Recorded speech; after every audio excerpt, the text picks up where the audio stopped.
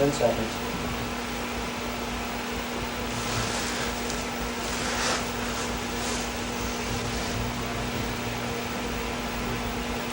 Hello and welcome to this third segment of the Loudoun Times-Mirror Christmas Special Holiday Safety 81. In our first segment, you will recall, we investigated general Christmas safety and how to choose a safe Christmas tree and also some first aid tips. In the second segment, we looked at specific areas of fire prevention, smoke alarms, and fire escape planning. We also showed you footage of an actual Christmas tree fire. Today we will cover several rescue services areas of holiday safety, including the 911 number and holiday accidents and how to avoid them. We will also have an interview with a Leesburg woman whose life may have been saved through the purchase of a smoke detector. Joining me today to talk about these holiday safety issues are Randy Breton of the Hamilton Rescue Squad. Randy's the training officer for the squad.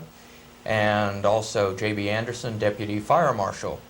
We're going to get into those rescue services aspects in a minute, Randy, but first, J.B., could you tell us a little bit about this interview we'll be having later on in the program? Dave, we have with us this afternoon a lady who lives on a little townhouse in the town of Leesburg. We had an incident there one night. She was unfortunate enough to be the victim of a fire. The smoke detector that had been purchased for her in a rather special manner, and we'll get into that in the interview, in fact awoke her and her two children in the house and allowed them to get out safely before the fire and put them in a serious situation. And we'll be going into that in more detail when she gets here. Okay, very good. We'll look forward to that case study later on in the program today. First, Randy, maybe the first thing we should talk about is the 911 number, which is just newly instituted now for the Northern Virginia area. Right. They just instituted the 911 system this week in the Northern Virginia area. Of course, in Loudoun County, we've had it since July, and it has worked extremely well. It eliminates a lot of the delays that we've had in the past with people not being able to remember the different 7-digit numbers throughout the region and indeed through the entire metropolitan area. A lot of people probably wonder what's the difference. You know, you're going to call rescue services either way. What's the big factor involved here in having that 911 number? What's the chief advantage? I think basically that it's an easy number to remember. Unlike your phone number or a number for the hospital or whatever, you have only 3 digits to remember. It's universal. Most of the metropolitan areas throughout the country now are implementing 911 so that you have an ease of in traveling or going, you know, especially in the holiday season, going up and down the road to visiting relatives throughout the area. You don't have to worry about, did I cross the county line, did I cross the state line? And it's really easing our, problems with people having to dial the operator and the time delay of 3 to 4 to 5 minutes, which may be life-threatening. I see. So this gets into the whole area of the importance of getting immediate assistance in the case of an accident over the holidays. Right. JB, also another thing, this is hard for people to believe, but I've heard of stories where people call up and they'll tell you their house is on fire, and then they'll hang up and won't give you the address. And I understand the 911 has a feature to help solve that problem. Yes, it does, Dave. The basic 911 system that we've already incorporated in Loudoun County allows us that when the individual calls in, they can simply drop the phone or run away. If anything like that does happen, and we hope that it doesn't, they will have the capability of our dispatcher locking in on that line, calling the phone company and saying, hey, I've got an emergency call, I need to know where it's coming from.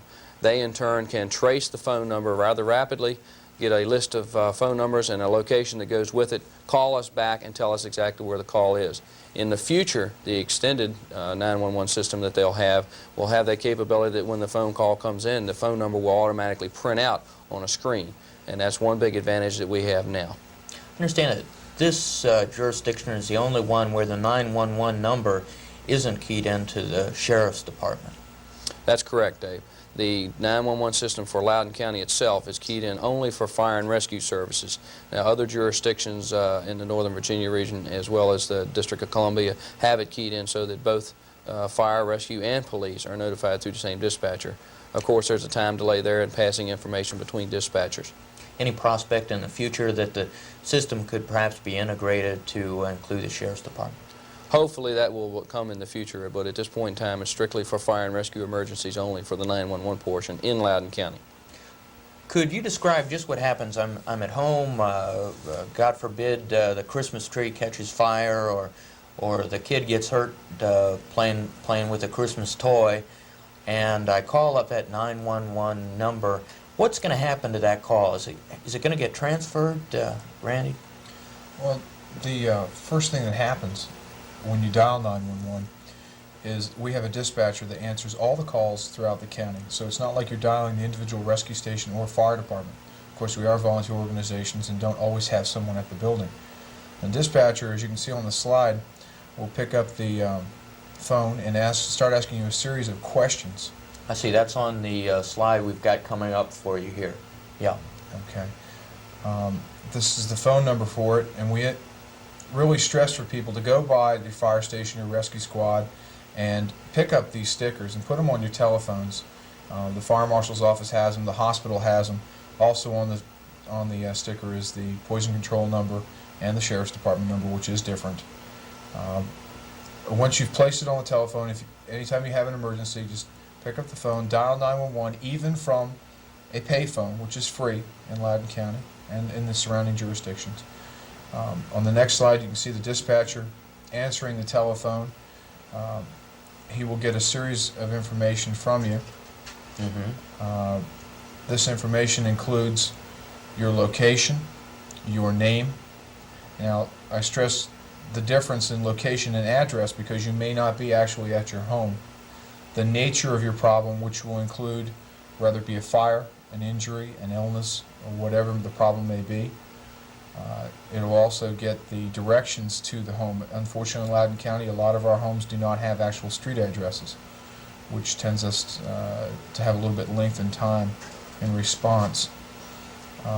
If you could post this information that's shown on the slide next to your telephone,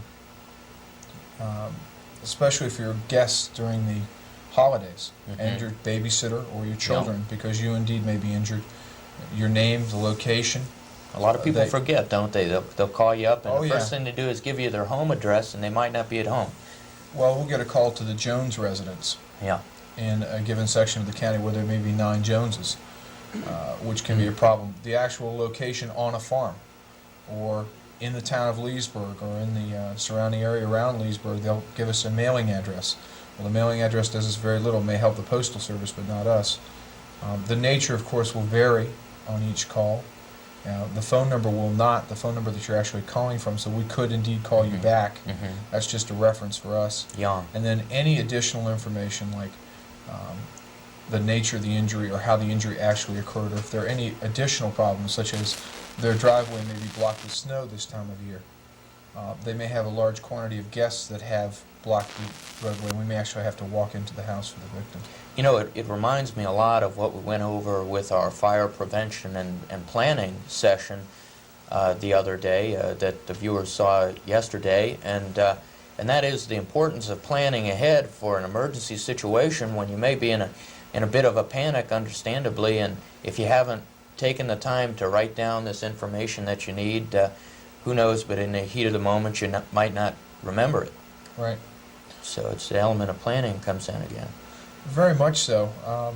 This is why a lot of people will try not only to remember that information and place it next to their telephone, but we have had a problem recently where people will try to also write down the nearest rescue squad phone number. And I would like to emphasize, please just dial the 911. The dispatcher will select the nearest available unit. He may have, the station you may try to call may have all its ambulances out at the time, or fire trucks. So we'd like to encourage everybody then, when you're out doing your Christmas shopping, just drop by the hospital or the rescue squad and pick up one of those 911 stickers and put that on your phone where you'll have it when the time comes in the unfortunate case where you do need to call on these vital rescue services. Randy, let's move along to another area, and that is something that happens a lot with the weather this time of year, traffic accidents. I know you must see a big increase in those things, and the fender benders, and even, unfortunately, more serious accidents during the Christmas period. Right, we do have a large amount of accidents during this time of year. Unfortunately, a lot of them are caused by the weather conditions. as well as the fact that alcohol and gasoline do not mix in any quantity. The problem we have in the past has been a large number of fatalities this time of year, which is most unfortunate. And we would like to emphasize again, we do not mind going out and checking victims of automobile accidents. We have a problem with people that try to move a victim can actually do more damage than just letting them sit there until the ambulance gets here. So what do you do if you come to an accident? What steps should you take? Well, the first thing you should do is not move the victim. And as you can see in the slide, that's sometimes difficult to do. Here's a person that's actually behind the wheel of a car, obvious injuries, is probably unconscious. And you have a tendency to want to help, to step in and try and do something for the individual. Oftentimes, that can be the worst thing to do. A person with a head injury or a neck injury, should you move them, you could actually do further damage by further injuring their neck and perhaps even paralyzing the individual. So the best help is by doing not a whole lot.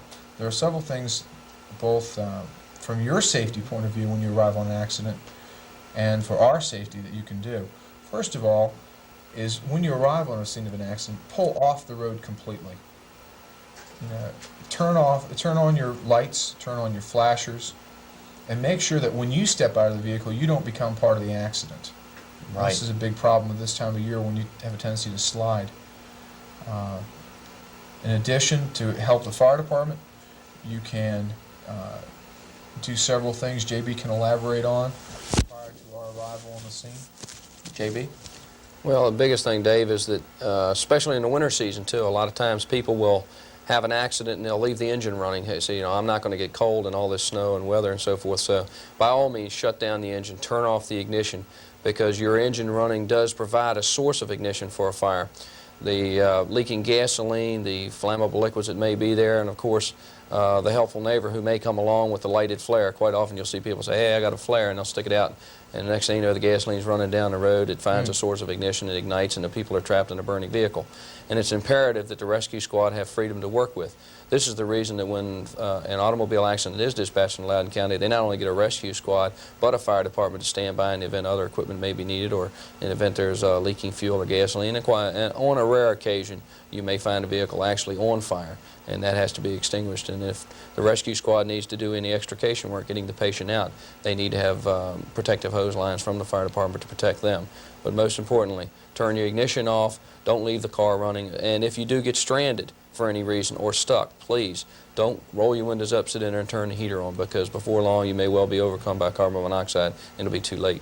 What should you do if you get caught in a snowdrift? You can't move, the wind's howling out there and it's about 20 degrees. What's the best course of action to take? Of course, you don't want to turn on the heater for obvious reasons, but what should you do? Well, the most important thing is if you should be, again, pre-planned ahead of time, just as we talked about escaping from not only your home but public places. Know where you're at all times.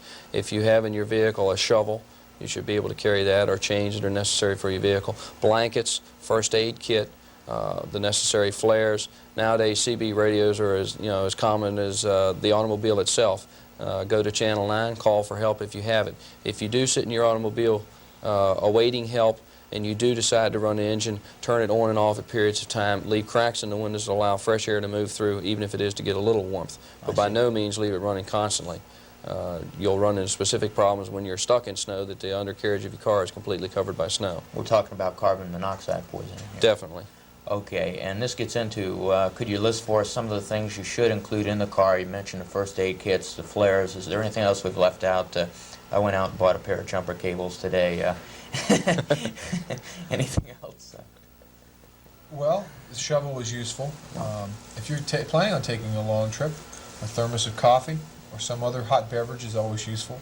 Keep your warmth, and also helps keep you awake on long journeys. And again, as JB didn't mention, on long journeys we have a problem with people actually falling asleep at the wheel.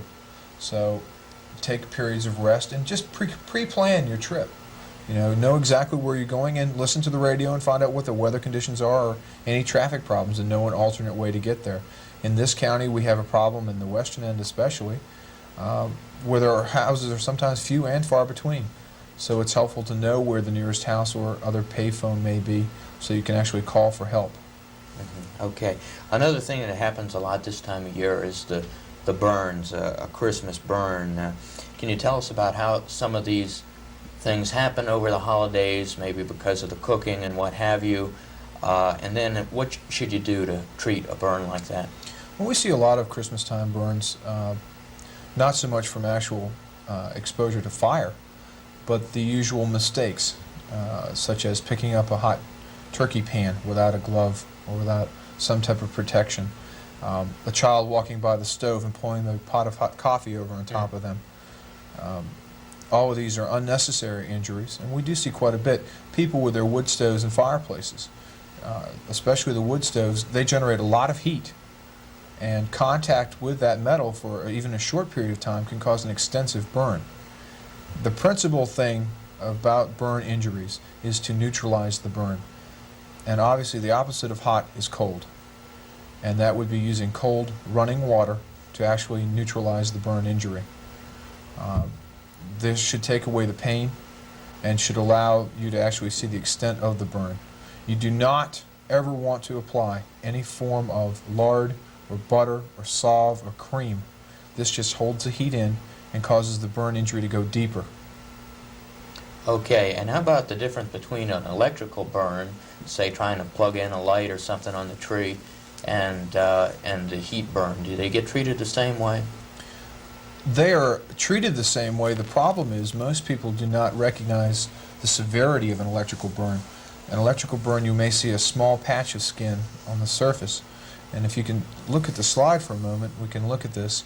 It's similar to the way a microwave oven or anything like that would work, where you actually don't get a crisping of the skin in a microwave oven when you cook meat, for example, but actually it's cooked all the way through. And this is a problem with electrical injuries. The surface is very minorly damaged, but the interior tissue matter may actually be extensively destroyed. People will oftentimes disregard an electrical shock and treat it as just a small burn, whereas they actually will have long-term side effects from the injury, and it does need to be examined. Okay, so if there's any doubt, they should call up their doctor, or in the case of more immediate injury, call up the hospital or visit the emergency room. Right. We encourage people, especially this time of year, to notify your rescue squad. Call your rescue squad on the 911 line. The reason for this is they used to say call your family doctor. Family doctors are not that accessible anymore. A lot have unlisted numbers, a lot have busy hours, and at this time of year may actually be seeing friends like the rest of us. So we are the most prompt treatment, and we encourage everyone to call us as rapidly as possible. We all know that during the holidays no one likes to be sick or injured, but we also know that no one wants an unnecessary injury or death in their family during the holidays either. Okay, and one last thing, if there's a non-emergency type question they have, if they want to follow up on some of the information that you provided us today, how can they get hold of you or some other members of Loudoun County Rescue Services to ask, because we've already talked about the fire services? Well, in the phone book, in the white pages, each of the departments are listed with their non-emergency number Okay. to the actual station. And during this time of year, we do have a lot of people that are at the stations, obviously getting ready for the inclement weather and Yeah. also stocking the units for the emergencies that we plan. Unfortunately, that will happen. Very good. Randy, JB, I want to thank both of you for joining us here on this third and last segment of our Loudoun Times-Mirror special, Holiday Safety 81.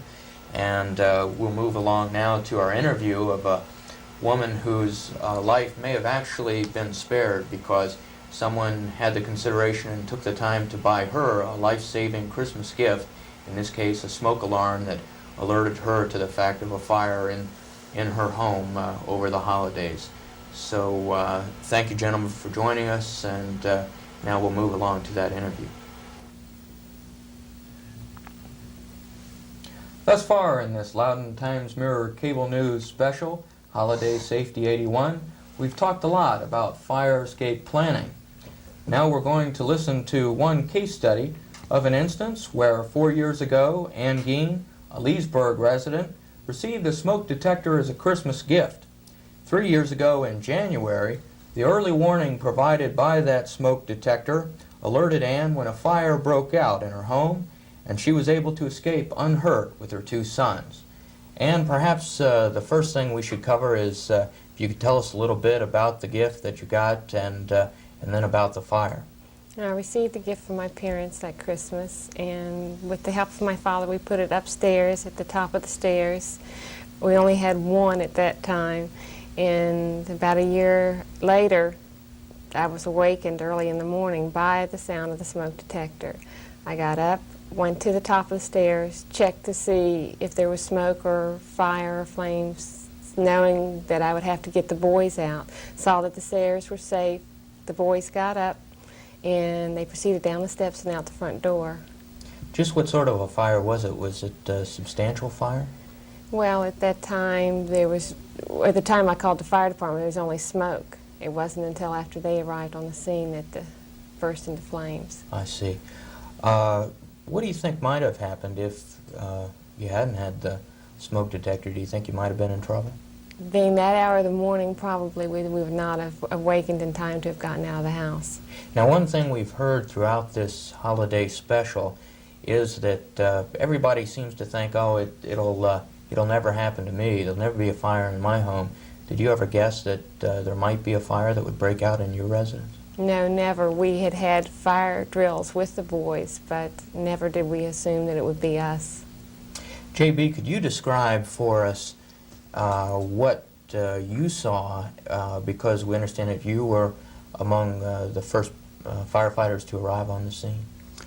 Well, Dave, as the chief of the volunteer department during that year, our pumper was the first one to arrive on the scene. When we got there, our first initial concern is obviously the condition of the residents.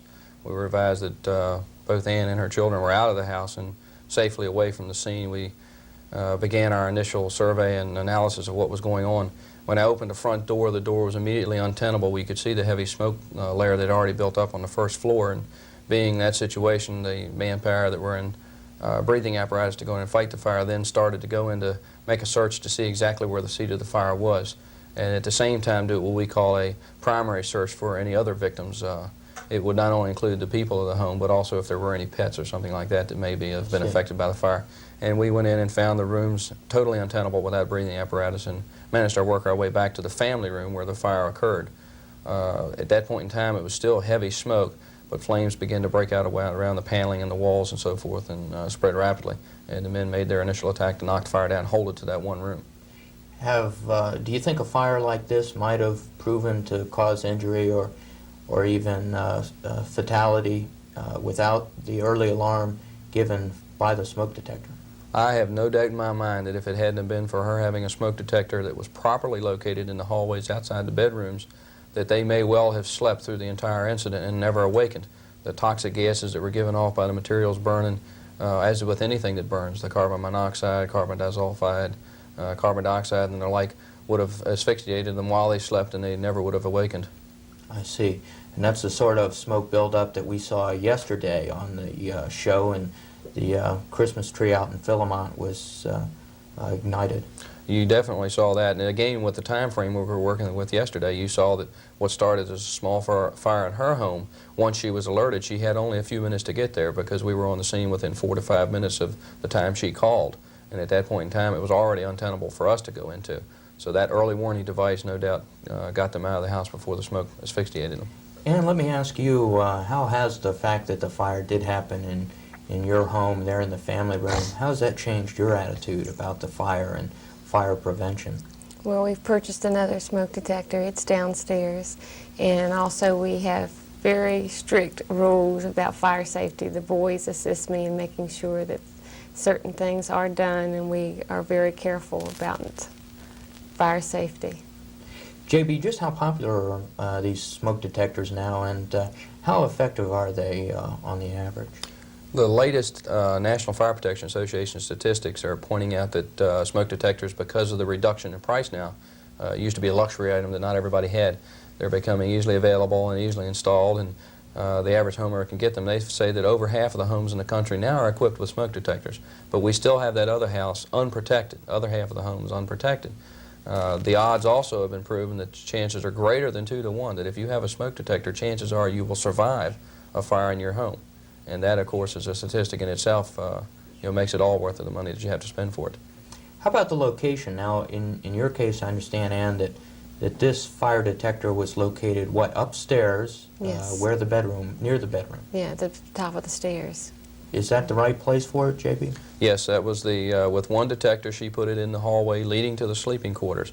And in this particular instance, the fire that had occurred was at the farthest, most remote point from that detector, and it still went off in plenty of time. Had the detector been placed in a room where doors would have been shut, or the fire could have occurred on the second floor and the smoke detector had been on the first, it would have been a tremendous buildup of smoke before the detector ever picked it up. But she did have it in the proper location.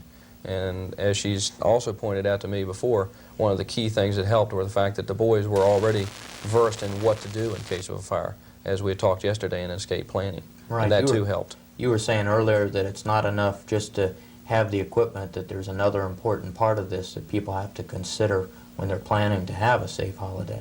That's true. The smoke detector is only half of a system. The other half are the people that have it, and they must be prepared, practice their fire escape planning, and make it a full system to function.